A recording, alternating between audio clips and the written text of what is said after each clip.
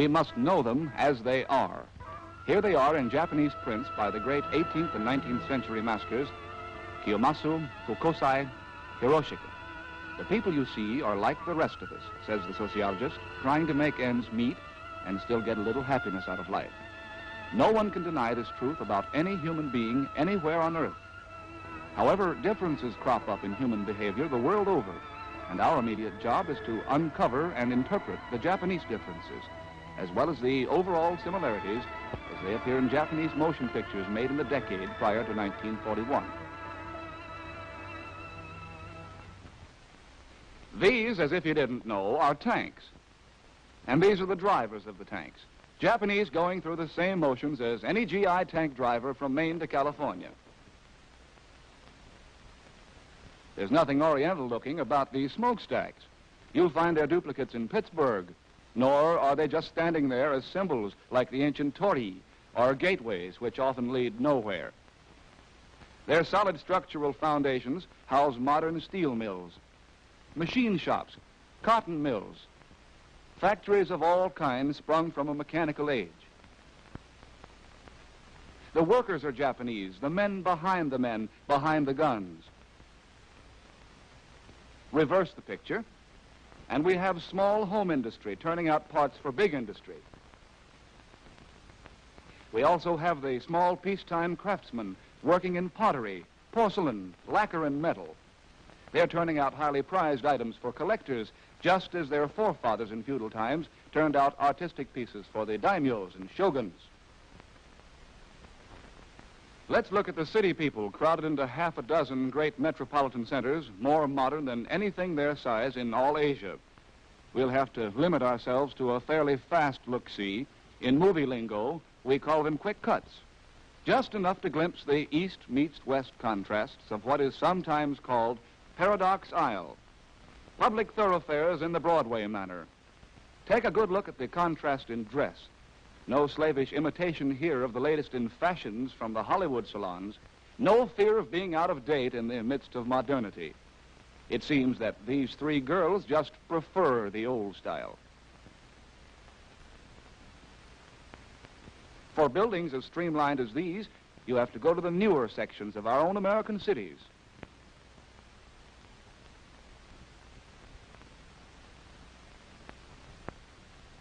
And here's a mixed group of citizens giving further evidence of the old and the new standing side by side, sometimes in the same person. Look at the kimono combined with the slouch hat. And here's another gentleman in evening attire. Wait, let's hold that frame. A kimono topped by a derby. To pursue the same line a little further, we follow a couple of young men in Western clothes right to their door, and off they come. Entering the house, they sit down as is. In some cases, the westernized gentleman may change from his office clothes to Japanese dress.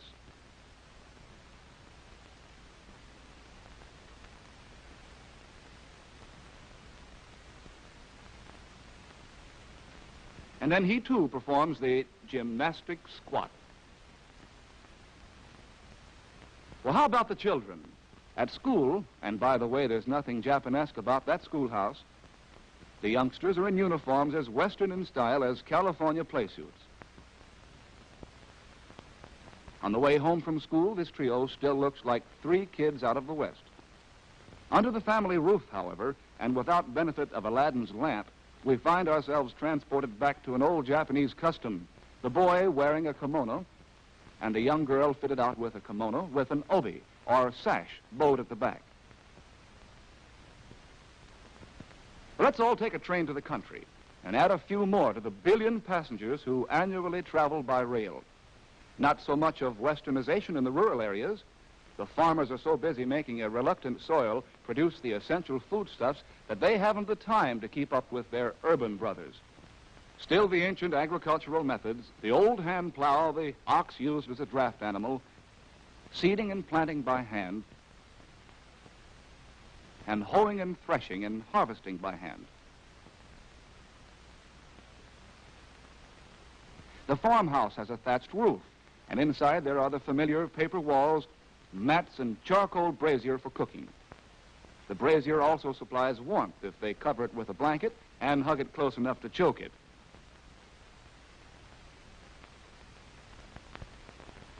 But lo and behold, electric light. One anyway. And if Farmer Akata knows what's good for him, a radio by government request.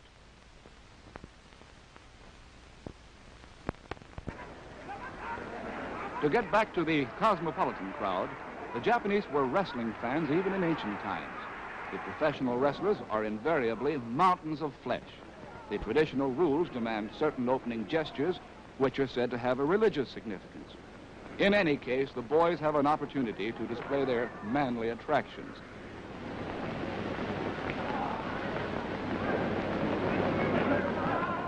And then they go to it in what looks like the Battle of the Loincloth.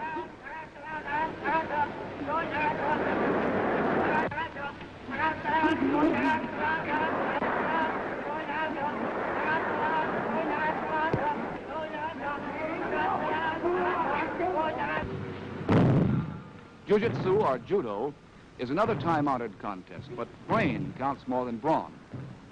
This more aristocratic sport and fencing, known as kendo, are practiced primarily as exercises in mental and physical discipline.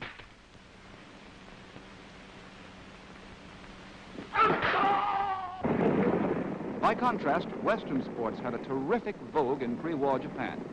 Horse racing drew great crowds to the tracks, and the betting was heavy. Golf, as well as tennis, became very popular. And baseball was on the way to becoming a national game.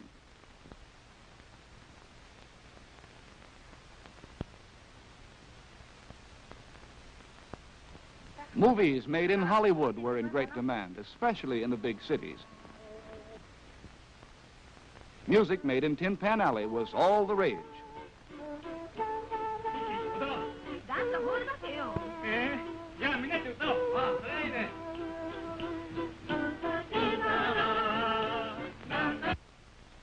Nightclubs featuring hot bands had an enthusiastic following.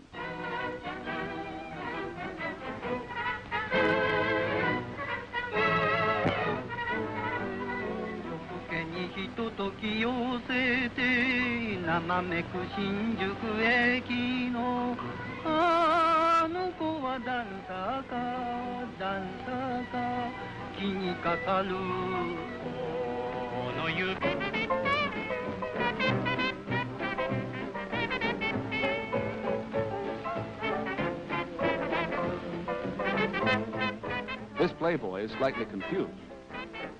Will it be an American cocktail or Japanese sake? Would it be some hot licks from Dixieland or the plucked strains of a geisha's shamisen? Conflict, drama.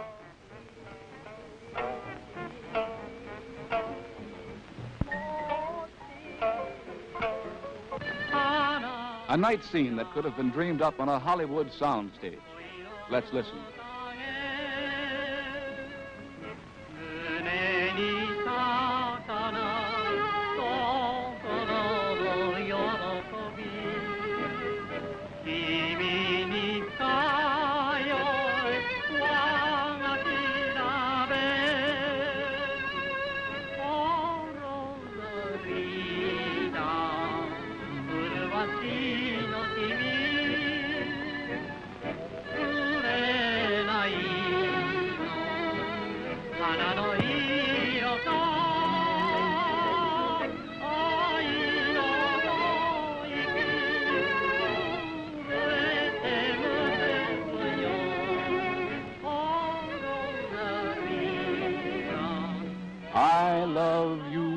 dear, and English, I love you yet.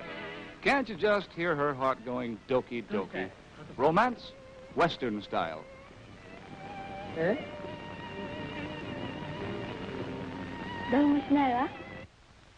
Dance Land, taxi dancers waiting for a come-hither nod from the stag line. Incidentally, in the early 30s, American girls wore dresses like that, too.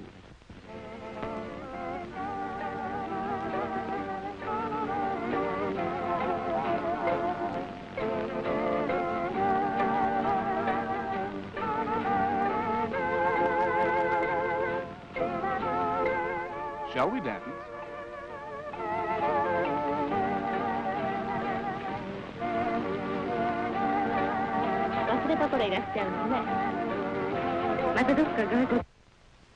And now to put the accent on the obvious contradiction. There were, at the height of the craze for things Western, the old dance forms.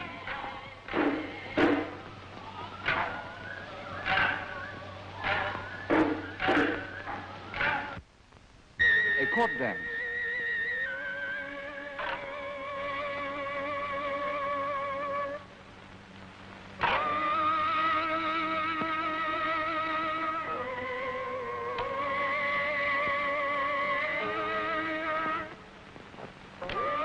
The dance of peace.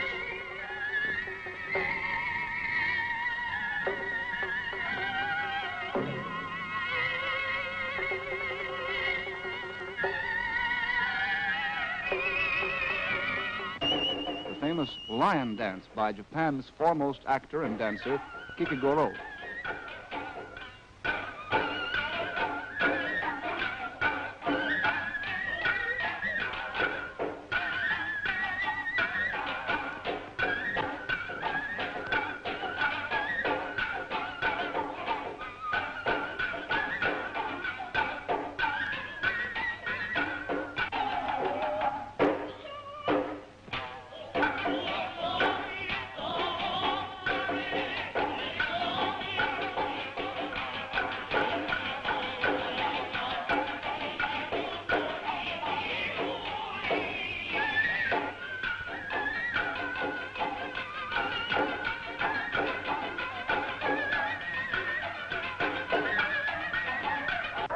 There were the kabuki theaters of the 16th century type popular drama.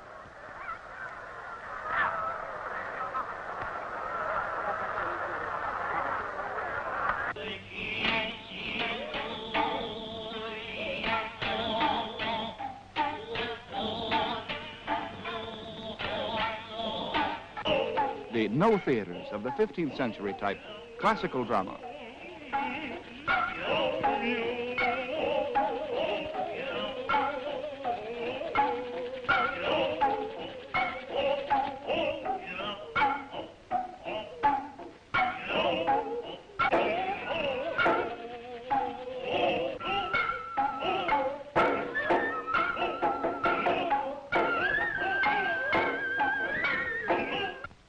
Our cartoonist was assigned the task of summarizing what we've seen so far in one symbolic drawing. Apparently, he's confused. Not that I blame him. If we go back in history, we find that this seeming confusion is an old Japanese custom.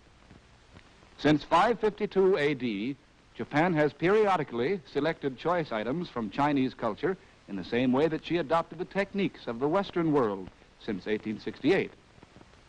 It was always selection calculated to reinforce the main channel of Japanese thought and feeling, not to alter its direction.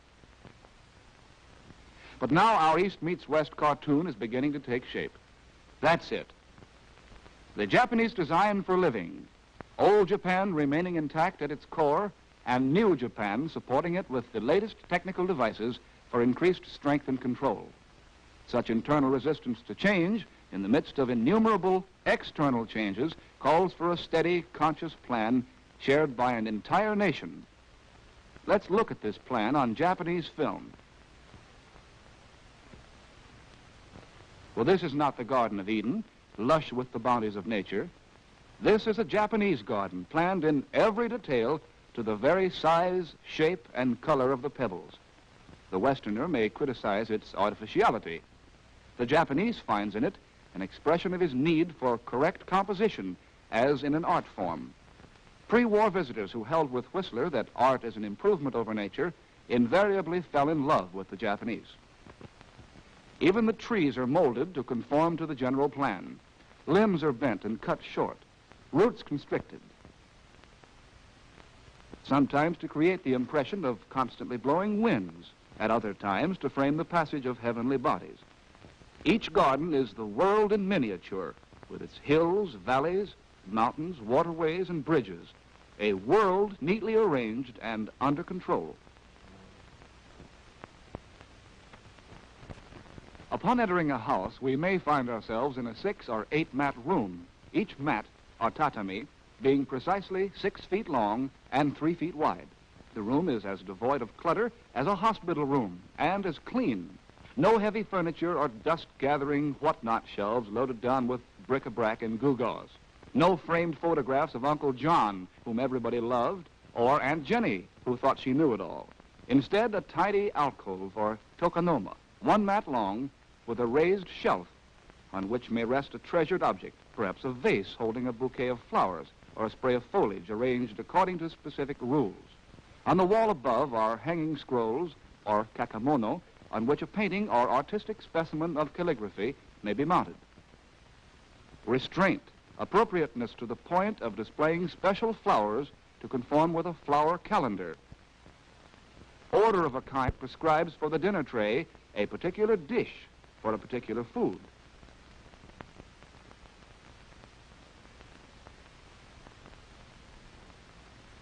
This planning obsession is not a peculiar characteristic of Mr. Yamasaki of Cherry Blossom Lane or of his particular neighborhood.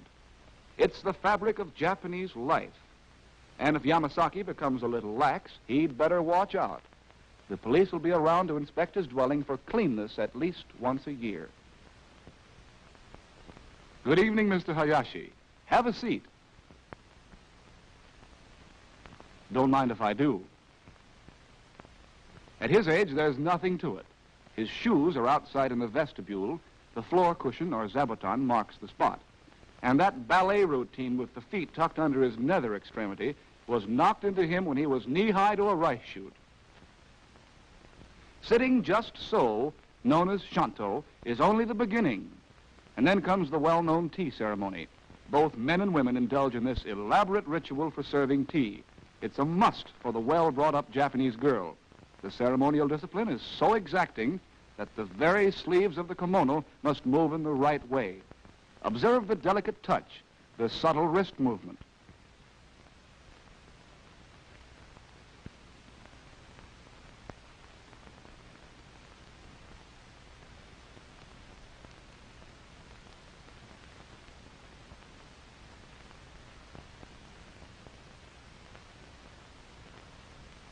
One lukewarm tea coming up.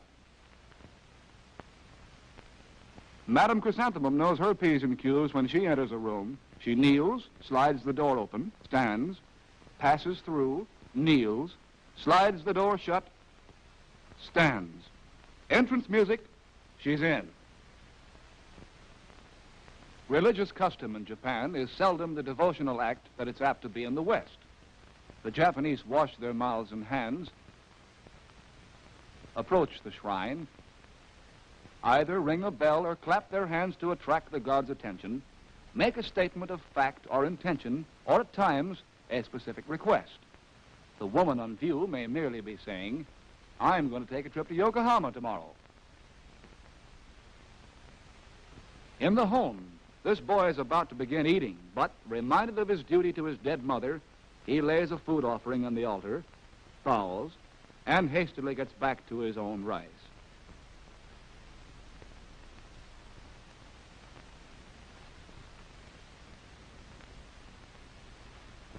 For the bath, the men join the ladies in the community bath, where appropriate behavior calls for no clothes and no gags, please. The Japanese may have excellent eyesight, but he observes only that which is appropriate.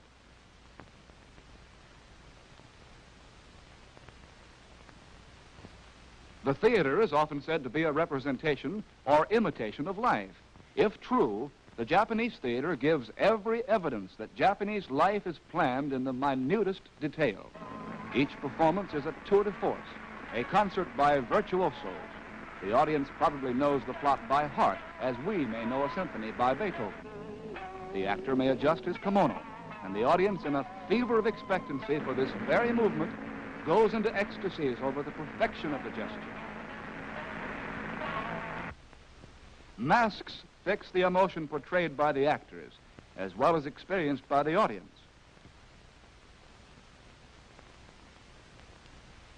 When masks are not in use, the makeup is heavy enough to function as a mask. The man sitting in profile upstage is a property man.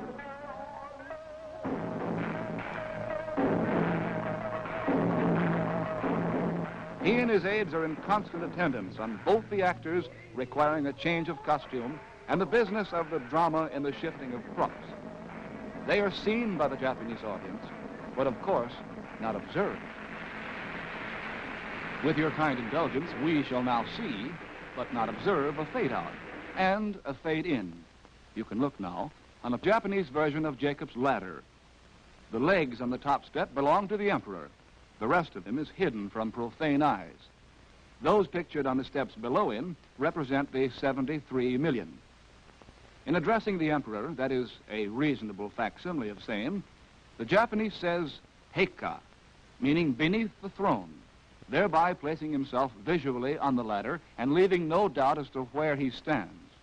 Keeping this ladder relationship firmly in mind, let us dissolve to a more exact symbolic representation. The Mikado is still top man, but the pyramid of ladders coming together as one beneath the throne comprises as many ladder positions as there are Japanese. Every individual is above or below somebody else, who in turn has his own ladder position relative to other somebodies. Caught by public pressure from above and below, he does what the plan expects of him, and as a result, the whole ladder structure is kept in balance. This has been going on from generation to generation, from the sun goddess down to Grandma, whose death automatically entitled her to join the March of Gods. I could say take a bow, but that isn't the way the little folks feel about it. Child bows to adult. Woman bows to man.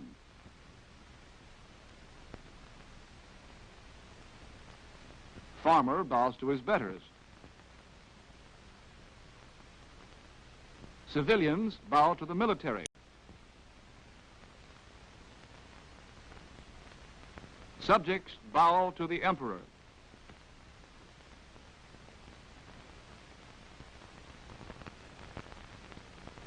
If it's the honorable Son of Heaven driving by, all the upper floors of the buildings along the royal route are closed, and everybody comes down to make his obeisance below his exalted presence. This is literal ladder behavior.